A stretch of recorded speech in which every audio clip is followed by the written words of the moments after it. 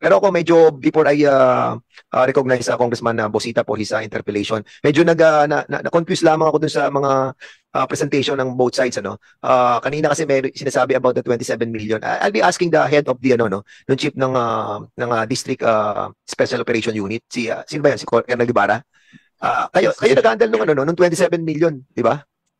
Yes, sir. At Yes, Mr. Chair. nung makuha niyo yun, so hindi napasama doon sa according sa spot report, hindi napasama. So hindi napasama sa inventory. So saan dinala yun? Nadinig ko kasi sa hotel sa BGC ba? Mr. Chair, it was brought to our office, Your Honor, in the district, the Southern Police District, Your Honor. So diniretso niyo yun sa SPD. Yes, sir. Hindi yung diniretso sa hotel.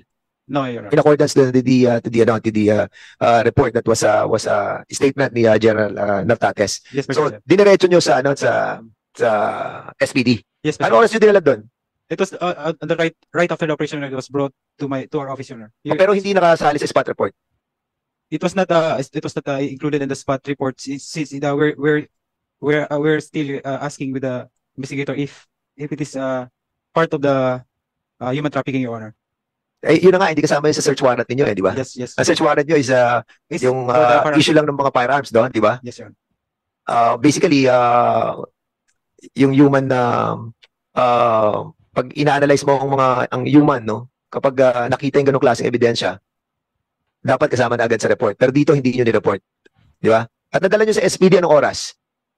It was right after the operation, and it was Anong oras yun? around 6 to 7 a.m. Your Honor. Kanino mo dinala? I distracted my deputy, Your Honor, to bring it directly to the office since I'm Sinong deputy mo? Police Major Quijana, Your Honor. Si Quijana? Yes. So, sa'yo napapunta ang pera. Doon sa sasakyan. Mula doon sa Parañaque. Sino mga kasakay? Na nandun yung pera? Mr. Chair, if I may. Yes, Major Quijana. Yes, Mr. Chair. Sinakay po namin sa sasakyan ko together with Police Lieutenant Colonel Guevara and two others. Sino yung dalawa? Si PSSG Dester and PSSG Democrito. Democrito, Ibarra, Dester, Mr. Chair. Dester. Kayong apat na nandun sa sasakyan. Yes, Mr. Chair. Kayong may dala ng 27 million. Yes, Mr. Chair. At pagdating sa SPD, sa'yo tinurn over ni Ibarra yung 27 million. Yes. And the 4.6 million na in relation to do na reported sa spot report, nasaan yung 4.6 million? Kasama rin po namin, Mr. Chair. Nasa rin yung total. So 4.6 plus 27 million, hawak ninyo. Yes, Mr. Chair. So saan ilagay sa SPD? Sa office po ng DSOU, Mr. Chair. So anong oras nalaman ni General Mariano na nasa inyo yung pera? After ng operation, Mr. Chair. 5:30. Nabanggit din sa report na dina-activate ninyo yung body-worn camera. Yes or no? I have no personal knowledge of that, Mr. Chair, because I'm not the one who's handling the body-worn camera. But my instruction is to adhere with the MC regarding the handling of body-worn camera, Mr. Chair. So are you telling us na hindi mo alam pero ikaw ang team leader ng pag-serve ng Yes, search Mr. warrant? Yes, Mr. Chair. But Okay. my instruction during the briefing, Mr. Chair, is very clear to adhere with the guidance regarding the usage of body-worn camera, Mr. Chair.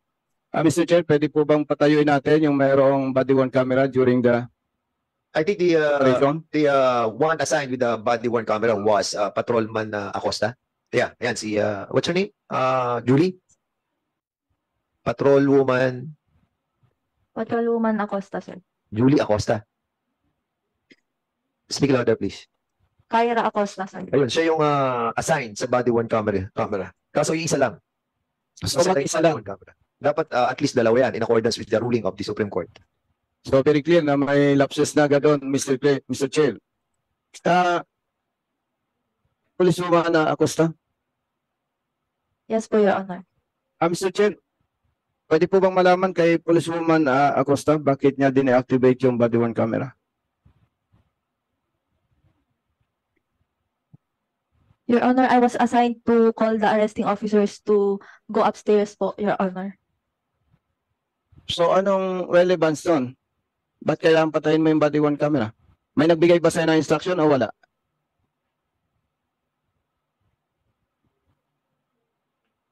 Meron, wala. Tinatanong ka, Please be reminded, Patrolwoman Acosta, under oath kayo. May nagbigay sa'yo na instruction to deactivate body worn camera or wala? Yes, Your Honor. Sino ang nag-utos sa'yo?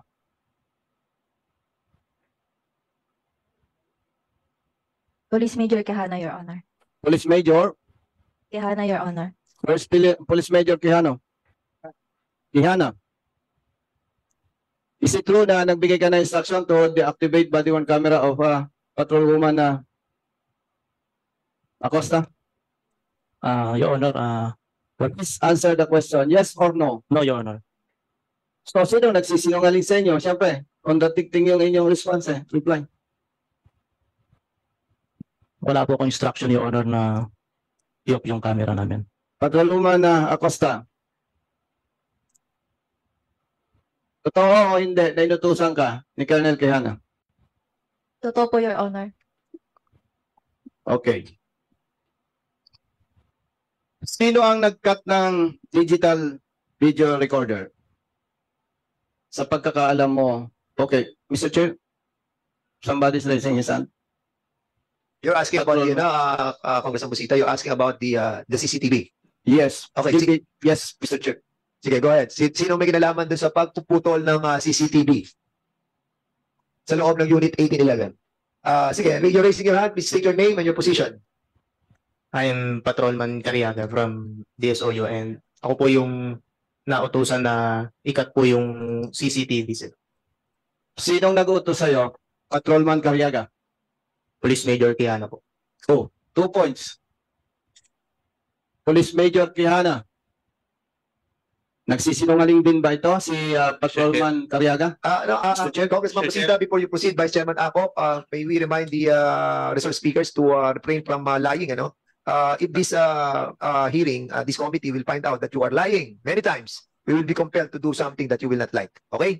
Please, refrain. Okay, go With ahead. the indulgence of the Honorable Busita. Yes, Ano Mr. Chair. pangalan mo? Patrolman dyan rin si Cariaga po. Hindi ba tinanong kita kanina kung kayo ay naniniwala doon sa report ng inyong district director na walang masama nga kayong ginawa? Di ba? Sumagot ka sa akin ng oo kanina. Nagtaas ka nga ng kamay eh. Kaya nga tinanong ko yung kanina kasi mamaya ako kayo babakbakan. Your Honor, hindi po ako nag-raise ng kamay ko at hindi ko po halos nalilito po ako dun sa tanong niyo po, Your Honor. Kasi alam ko naman na hindi nyo alam yung buong nangyayari eh. Di ba? Sa dami ninyo, merong mga miyembro dyan na hindi alam yung buong nangyayari. Kaya ako tinatanong yon. Kasi ito, it will mean your profession. Whether you'll be booted out or not. Tinanong ko yung kanina eh. Kung naniniwala kayo doon sa report ni General Narcates o sa report ni General Mariano. Di ba? Kasi may pagkakaiba eh. Mr. Chair, before I continue with my interpellation, gusto ko lang po sabihin sa lahat, ang alleged victims dito, Chinese nationals. 4 females, Chinese national. Tayo, pare-parehong Pilipino. Retired police ako, police kayo. Pero kailangan, suportahan natin yung House Resolution ni Honorable Vice Chairman Acop. Bakit? Para sa interest ng service. Regardless kung Chinese o Filipino yan, kailangan tamang trabaho. Kaya nandito tayo. Hindi tayo magkakaaway dito. Kailangan lang, yung mali, may correct na para hindi na maulit. And nandiyan si General Acop, si Congressman Bustos, dati kaming pulis eh. Huwag tayong maglokohan. Huwag tayong maglokohan. Sumagot kayo ng ayos. Otherwise, ayaw kong magpakulong pero baka magpakulong ako ng opisyal sa inyo. Going back, Patrolwoman Acosta, Yes po, Your Honor. di ba bago mo din-activate yung body-worn camera? Of course, buhay pa yon, tama? Yes, Your Honor. Sinasabi mo na nag-utos sa'yo si Major Quijana, tama? Yes, Your Honor. Siya yung direktang nagbigay ng instruction sa'yo? Yes or no? Yes, Your Honor. So, marirecall mo ba kung ano yung eksaktong sinabi niya nung nagbigay siya ng instruction sa'yo? Your Honor, sinabihan po ako na tawagan po yung mga arresting officers po para umakyat na po doon. Excuse me. Baka ipasama kita ipakulong sa for contempt. And Ang tinatanong ko sa'yo, ano yung nare-recall mong instruction sa'yo na para i-deactivate mo yung body worn camera? yun po Your Honor. Sinabi po sa akin, Your Honor, na tawagan po yung arresting officers at doon ko po tinanong, Sir, Your Honor, kung pwede pong patayin yung BWC. Mr. Chair, pinapaikot tayo nito si Policewoman Acosta eh. Sinabi mo, ang may instruction na deactivate yung body worn camera si Major Quijana. Paano mo nasabi na nagbigay siya ng instruction samantalang ang sinasabi mo ay pinapatawag sa'yo na arresting officers? Your Honor, bago ko po patayin yung BWC, yun po yung instruction sa akin, Your Honor. O sige, tapos bumalik ka. Pagkatanong ko po nun, Your Honor, tinatay ko na po yung BWC, saka ko po tinawagan yung arresting officers, Your Honor. Makikita po doon, Your Honor, sa CCTV po. Hindi, paano mo ngayon sasabihin sa committee na to na si Major Quijana ang may instruction sa'yo? Sa kanya po ako nagtanong, Your Honor. Anong itinanong mo sa kanya? Kung papatayin yung BWC, Your Honor. Anong sabi niya? Yes po, Your Honor. Paano mo siya tinanong? Kung pwedeng patayin yung BWC, Your Honor, since tatawagan ko po yung arresting officers, Your Honor. Di ba ang procedure sa BWC, from the time na nag-arrive kayo sa location, open na yun. Hindi mo naman pwedeng patayin yun. Kasi, well, eto mga failures natin actually pinag-uusapan natin to, Congressman Busita, di ba, that yung procedure, actuality nung inyong tinatawag na procedure in accordance with the en banc resolution of the Supreme Court. Kailangan, pagdating sa operation, nagsasalita na yung may hawak noon, ito na, start ang operation namin. So binubuksan na namin yung aming body worn camera. Doon, start na yun eh. Kung hindi mo na siya pwedeng patayin violation na yun pag pinatay mo. And that's the reason why you have the 27-minute gap na sinasabi nila General Natates. That is a violation. There is a tendency for you to hide something. That's the reason why you turn it off. Now, ngayon, kanina nagsasabi kayo na naniniwala kayo sa istorya ni General Natates. Ibig sabihin, kung naniniwala ka sa istorya niya, may mali kayo doon sa procedure. And yung pag-amin nyo, that's not negate your responsibility or your culpability nyo doon sa nangyari sitwasyon. So, Congressman Busita, sige, you can proceed. Thank you, Mr. Chair. Congressman, Correction with the question of the will you allow it, Busita. Congressman Busita? Yes, Mr. Chair, Okay. of course. Iha, bakit kailangan mong tanungin yung boss mo kung papatayin mo yung body worn camera? Bakit kailangan? May inuutos po kasi sa akin, Your Honor. Ano yung iniuutos sa inyo? Yung tawagan po yung arresting officers. So in other Your words, ang sinasabi mo, wala pa sa lugar na yun, yung mga arresting officers, tatawagan nyo pa. Kasi may grupo na nauna. Tama? Honor. Hinintay po kasi ng arresting officers, Your Honor, yung mga witnesses po sa baba, Your Honor. Kaya nga, kasi ibang grupo yung mag-aaresto pagkatapos na maklear ng mga naunang elements na pumasok doon sa 1811. Tama? Your Honor, arresting officers together with the seizing po, Your Honor. Hindi mo naman Yes, ako sir. sinasagot, Iha eh. Mamaya, pag nainis ako, I will cite you for contempt. Sagutin mo yung tanong ko. Yes po, Your Honor. Ang tanong ko, bakit kailangan tanungin mo yung si Police Major Quijana kung papatayin mo yung BSW samantalang alam mo dapat na hindi pinapatayan? Dahil pinatawagan po sa akin, Your Honor, yung mga arresting officers po na wala pa po sa taas, Your Honor. Bakit nga kailangan patayin mo? I-re-record nun lahat ng ginagawa ninyo eh. Hindi, tanungin natin para in relation to that. Ano ba yung ginamit mong body worn camera? Body worn camera o ERD? Kasi kung inuutusan ka, natawagan yung yung arresting officer, baka ang gamit mo ay ERD.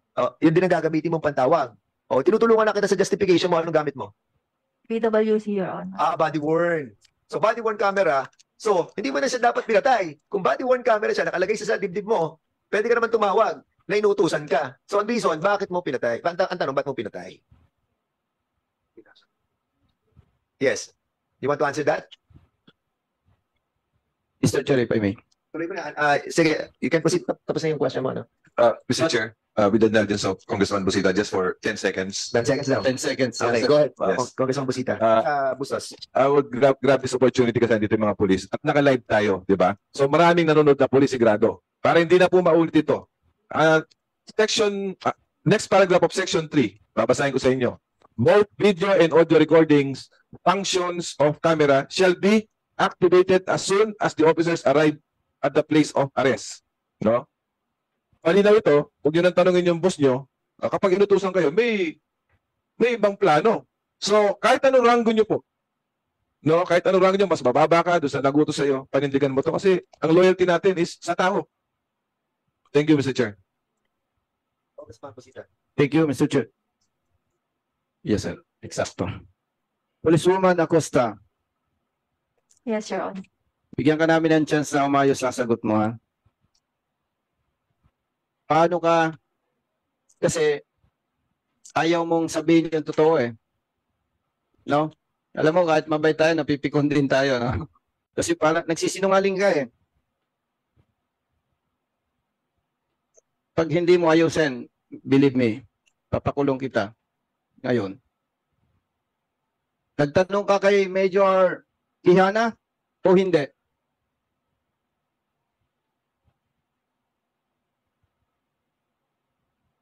Nagsabi po siya sa akin, Your Honor, na patayin po yung BWC. So hindi ka nagtanong. Tama? Mali?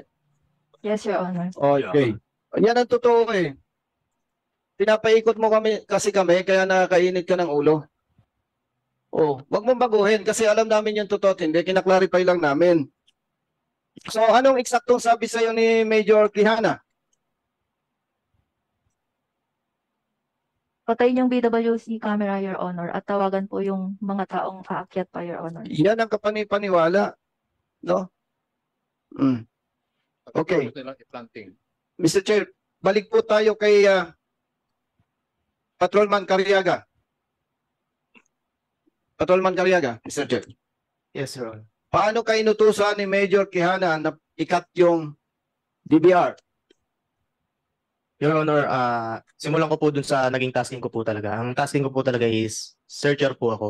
Since kami lang po yung naka-uniform dahil searcher po kami po muna yung dineploy dun sa baba as perimeter security para po i-hold po yung mga security para hindi po makompromise yung operations.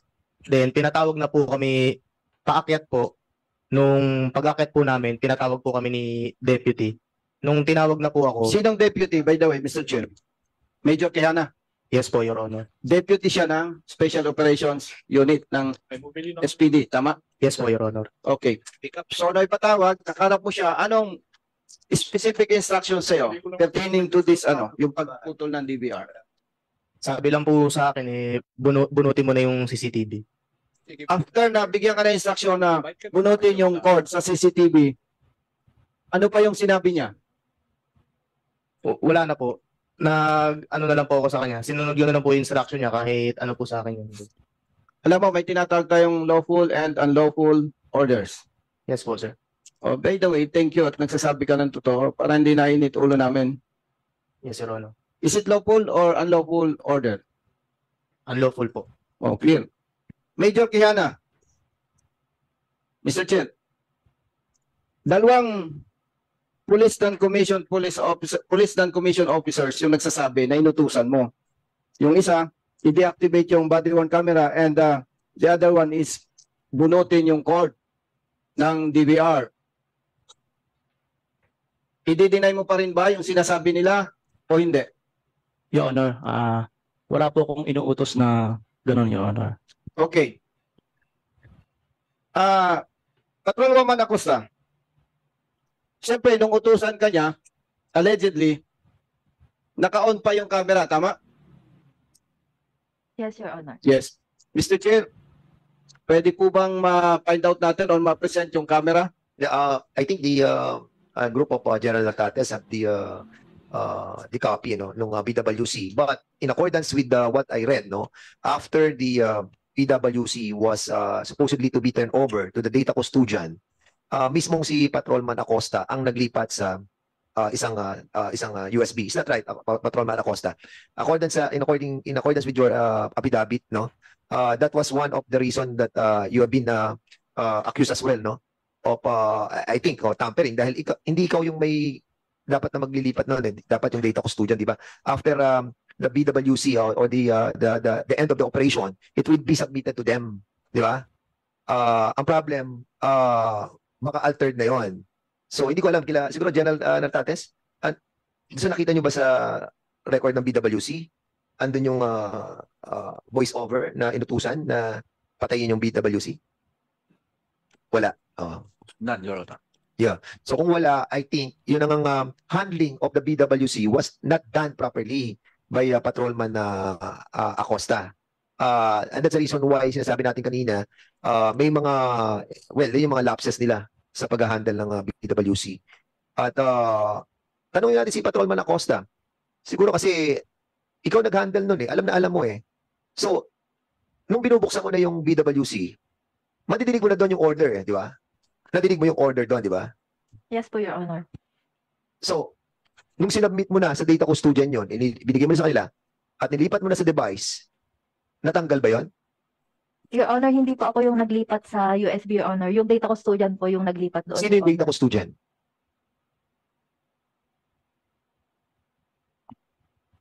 Data custodian, alam niyo yun. Magtuturuan pa ba kayo? Sino yung may hawak nung kopya? Your Honor, ang nagre-receive po kasi nung body worn camera after ng operations is yung duty po namin dun sa may taas. Sino po. duty at that time? Si Pat Taguba po. Sino?